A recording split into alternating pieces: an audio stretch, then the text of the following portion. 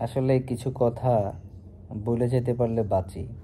এই সিরিজের প্রথম কিছু কথা কইতে চাই আর কি। ব্যক্তিগতভাবে আমি প্র্যাকটিসিং লাইফ লিড করি না।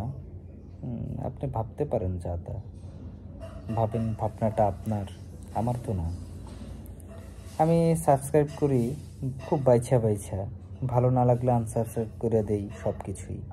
যা আমার ট্রিগার করে তার ভিতরে ডুবে যায় অনায়াসে, চেষ্টা নিয়ে রোগ সারাই।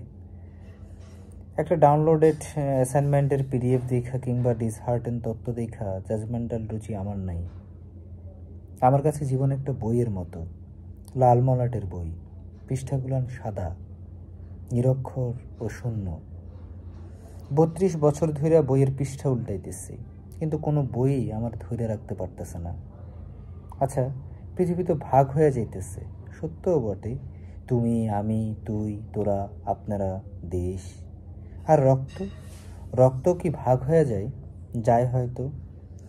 তাই তো নানান ডিসকোর্সে ফাইসা যাইতেছে সময়, নাকি সময়ে ফাইসা যাইতেছে ফেলাসি।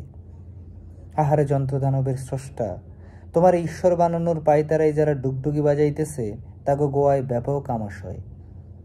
ল্যাসকাটা শিয়ালের খপ্পরে গোটা দুনিয়াটা। এমনকি রেস্টুরেন্টের শেপও ব্যস্ত, কেননা ভুজুং ভাজুং মশলার খেলায় জনতার মুখরোচক খাবার জোটে। আর রাজনীতির অর্থনীতি দশমিকের বামের শূন্য।